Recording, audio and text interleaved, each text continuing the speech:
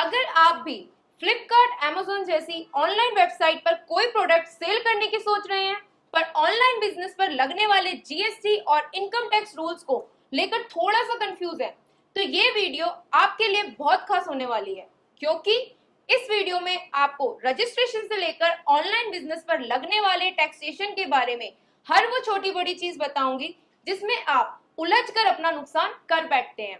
और वीडियो के एंड में आपको एक जबरदस्त टिप भी दूंगी जिससे आप अपना टैक्स 60% तक बचा सकते हैं। तो सबसे पहले ये जान लें कि ऑनलाइन बिजनेस में दो पार्टीज होती हैं। पहली ई कॉमर्स ऑपरेटर, जैसे कि फ्लिपकार्ट, अमेज़न या कोई भी ऐसा web portal that offers your digital platform for the sale of goods and services.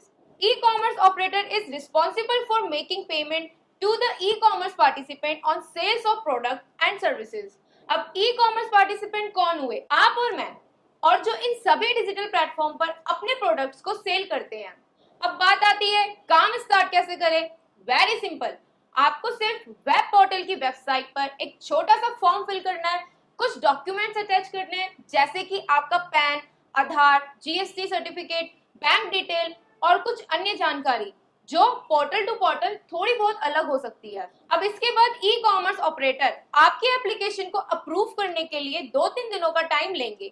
इस बीच वो आपको कुछ मेल्स या एसएमएस भेजेंगे जिनका आपको ध्यान रखना है, क्योंकि हो सकता है इनके माध्यम से वो आपसे कुछ और जानकारी या डॉक्यूमेंट्स मांगे। अब जब तक आपकी एप्लीकेशन अप्रूव होती है, इतने आपको क्या करना है, आपको जो भी प्रोडक्ट ई कॉमर्स ऑपरेटर के थ्रू बेचना है उनकी बढ़िया सी सुंदर सी इमेज क्लिक करके उनके बारे में कुछ डिस्क्रिप्शन लिख लेनी है, मतलब प्रोडक्ट की डिटेल। फॉर एग्जाम्पल, आप कोई बॉडी वॉश बेचना चाहते हैं तो आपको बताना होगा कि वो बॉडी वॉश किस चीज का बना है, कौन से वेदर के लिए है और कौन से स्किन के लिए बेस्ट रहेगा, एक्सेट्रा एक्सेट्रा। बस फिर जैसे ही आपकी एप्लीकेशन अप्रूव हो जाती है, आप ई कॉमर्स पोर्टल के साथ एसोसिएट हो जाते हो प्रोडक्ट बेचने के लिए। तो अब टाइम आ गया है कुछ क्रिएटिव करने का। अब आपको अपने प्रोडक्ट की इमेजेस और डिटेल्स के साथ अपने सभी प्रोडक्ट को ई कॉमर्स वेबसाइट पर लिस्ट करना है। बस फिर क्या है, इसी के साथ आपकी ऑनलाइन दुकान चालू हो जाएगी और घर बैठे बैठे पूरे भारतवर्ष में अपने प्रोडक्ट्स बेचकर पैसे कमा सकते हैं। भाई अब जब पैसे कमाएंगे तो थोड़ा सा तो टैक्स भी देना होगा। तो ये जान लीजिए, ये सभी वेब पोर्टल्स इनकम टैक्स और जीएसटी के रूल्स के अकॉर्डिंग आपकी जो भी सेल्स होगी उस पर 1% टीसीएस और 1% टीडीएस डिडक्ट करके ही आपको पेमेंट देंगे,